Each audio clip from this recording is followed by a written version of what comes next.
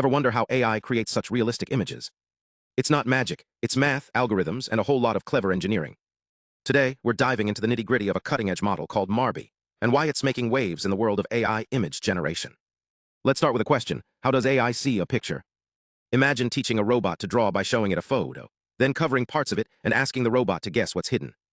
That's essentially what AI tokenizers do, but with a twist. They break images into tiny, abstract representations called tokens, like puzzle fragments, so the model can understand and recreate them. But here's the problem. Traditional tokenizers are trained to rebuild images from scratch, like memorizing every detail.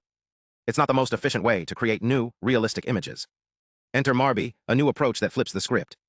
Instead of teaching the tokenizer to rebuild images, researchers trained it to fix damaged ones. Think of it like teaching a robot to repair a broken vase. It's not about copying the original, but understanding how to restore it. This method, called l-DeTok, uses two types of damage during training. 1. Interpolative noise, adding random static to the image's hidden representation, like scrambling a signal. 2. Random masking, covering parts of the image, like hiding pieces of a puzzle. The tokenizer then learns to reverse this damage, reconstructing the original image from the mess. This process makes the tokenizer more resilient, like a stronger puzzle solver that can handle more missing pieces. The results? Marby outperforms older tokenizers across 6 major image generation models.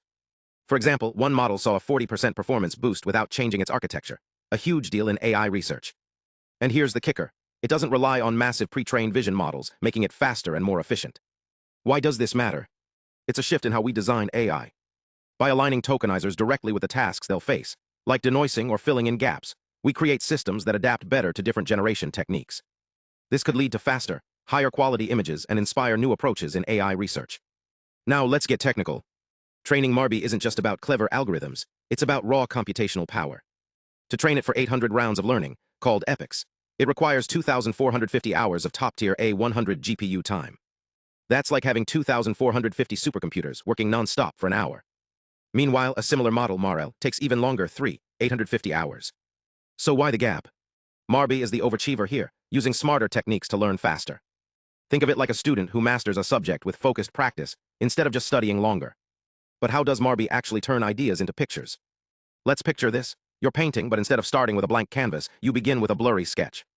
Marby does something similar through a process called latent denoising. It takes an image, splits it into hidden tokens, like puzzle pieces, adds random noise to mimic imperfections, and then slowly peels away that noise to reveal a clear image. The secret sauce? A setting called CFG scale.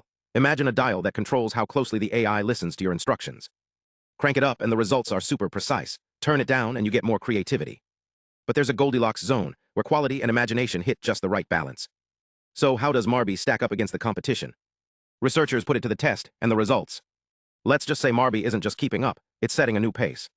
But we'll dive deeper into those findings next. Want to know how it outperforms others? Stay tuned.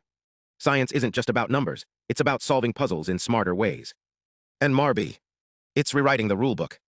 Thanks for watching. If you're curious about how AI learns to create, hit subscribe for more deep dives into the science behind the magic. Until next time, keep exploring.